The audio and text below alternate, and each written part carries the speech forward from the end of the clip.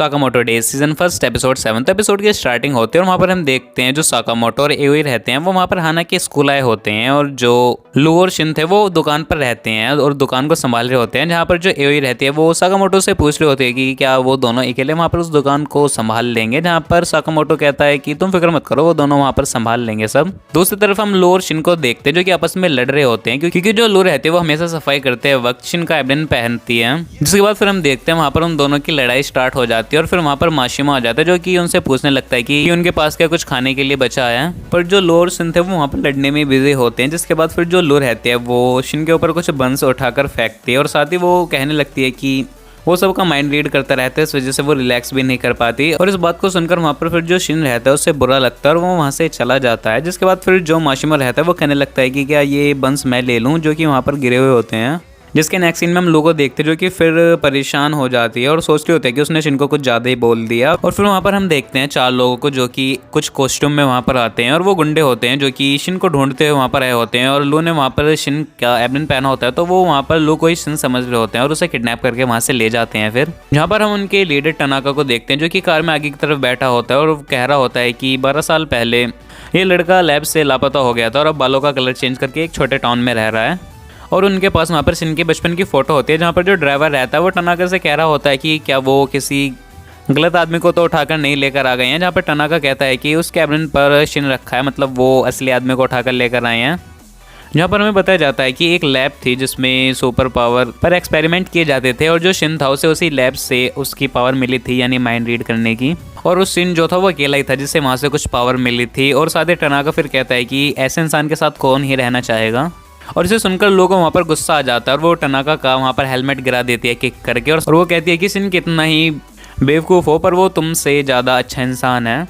जहाँ पर फिर टनाका को रियलाइज़ हो जाता है कि वो गलत आदमी को उठाकर लिए हैं, वो दरअसल में लू ही है। और जहाँ पर जो ड्राइवर रहता है वो कहने लगता है कि मैंने तो पहले ही कहा था।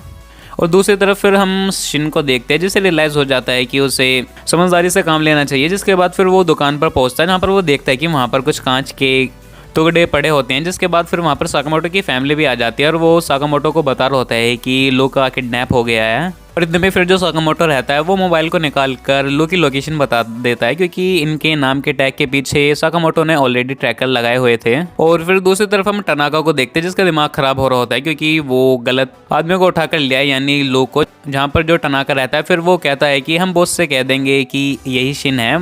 यहाँ पर ड्राइवर कहने लगता है कि बॉस को हमारी बातों पर यकीन नहीं होगा क्योंकि ये एक गर्ल है और साथ ही इसके बालों का कलर भी रेड है। जहाँ पर जो लू होती है वो सोच रही होती है कि बस वो इनके साथ लड़ाई नहीं करती और उससे दोबारा मिलने का मौका मिल पाता। और जो लू रहती है उसे वहाँ पर पछतावा हो रहा होता है अपनी गलती का और साथ ही वो सोच रही होती है कि काश वो शिन से माफ़ी मांग पाए। और तभी वो सारे उड़ती हुई बाइक को देखते हैं जिस पर साकामोटो और शिन होते हैं। और जैसे उनकी वैन के पास पहुँचता है तो साकामोटो कहने लगता है कि वो मेरी एम्प्लॉई है, तुम्हें उसे वापस करना होगा। जहाँ पर उन्हें पता चल जाता है कि साकामोटो के पीछे जो बैठा है वो शिन है और उन्हें पहले शिन को पकड़ना होगा। जिसके बाद फिर उस वैन से कुछ लोग बाइक पर आ जाते हैं शिन को पकड़ने के लिए, पर साकामोटो उनमें से एक को किक कर कर ही गिरा देता है वहाँ पर। और फिर जो शिन रहता है वो एक ट्रक पर चढ़कर एक लकड़ी की हेल्प से दूसरे गार्ड को भी वहाँ पर गिरा देता है। और जो आखिरी गार्ड बचा होता है उस पर साकामोटो अपनी बाइक चढ़ा देता है। जहाँ पर फिर जो लू रहती है वो उन दोनों से कह रही होती है कि साकामोटो से पंगा मत लो, चुपचाप उससे माफ़ी मांग लो। पर वहाँ पर टनाका कह रहा होता है कि अगर हम खाली हाथ गए तो हमारे साथ इससे भी बुरा होगा। जिसके बाद फिर जो शिन रहता है वो उनके वैन के ऊपर आ जाता है। और जिसके बाद फिर हम उसके ड्राइवर सैबा को देखते हैं जो कि वैन से बाहर जाता है और उसने एक तरीके का सूट पहना होता है जिसकी वजह से वो इनविजिबल हो जाता है। और फिर वो शिन को किक मारकर वहाँ से नीचे गिरा देता है।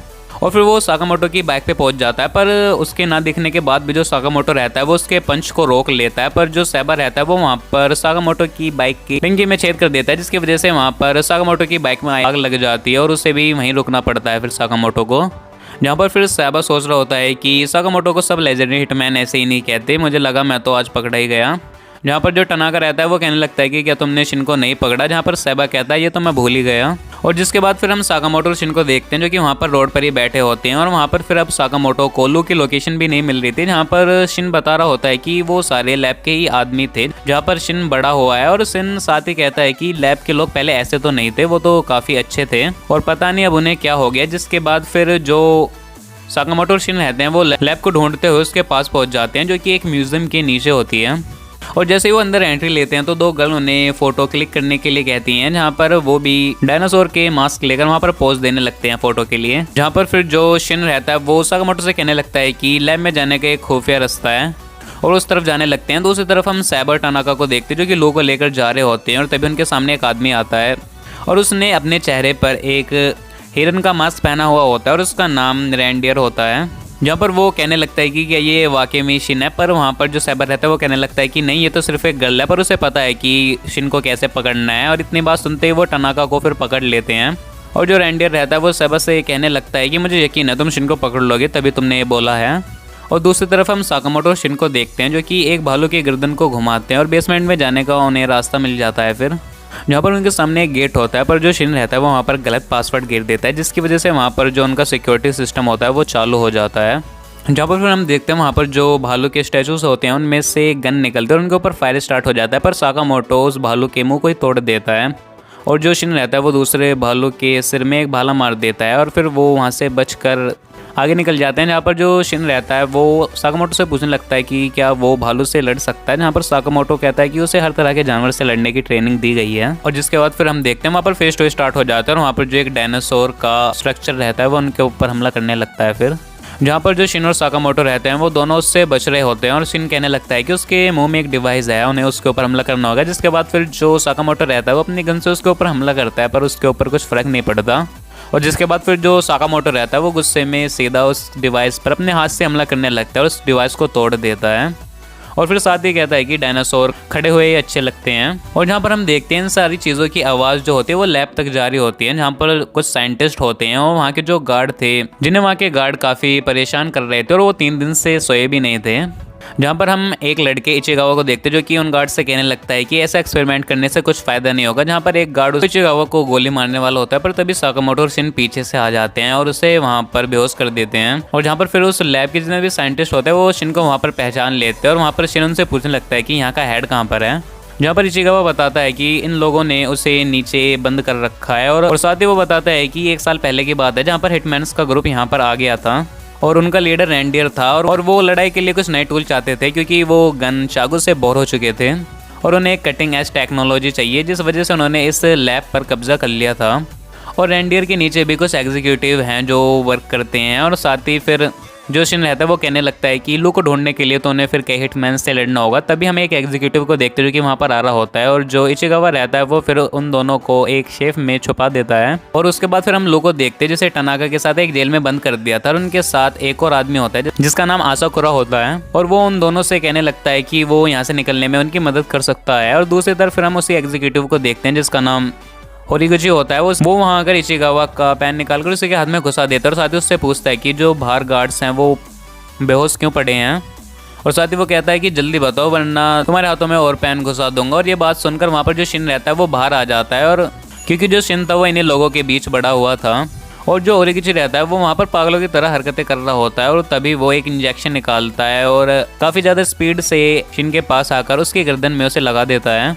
और जिसके बाद फिर जो शिन रहता है वो उस इंजेक्शन के इफेक्ट से हर वर्ड को फिर उल्टा बोलने लगता है और जो होरिगुची रहता है वो कहने लगता है कि वो किसी की भी स्पीच को रिवर्स कर सकता है इसकी हेल्प से।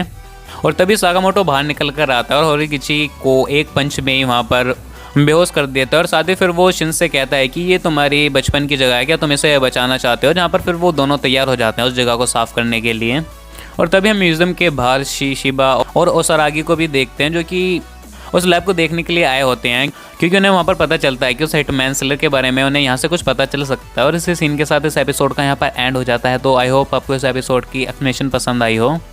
और हाँ, अगर आपको इसके पिछले एपिसोड्स की एक्सप्लेनेशन देखनी हो तो उनकी लिंक भी मैंने इस वीडियो की डिस्क्रिप्शन में दे दिया, अपन भी कंप्लीट देख सकते हैं। तो इस वीडियो में इतना ही, मैं मिलूँ आपको नई वीडियो में नई एनीमे फिर नई वेब सीरीज़ की एक्सप्लेनेशन के साथ। तब तक के लिए गुड बाय।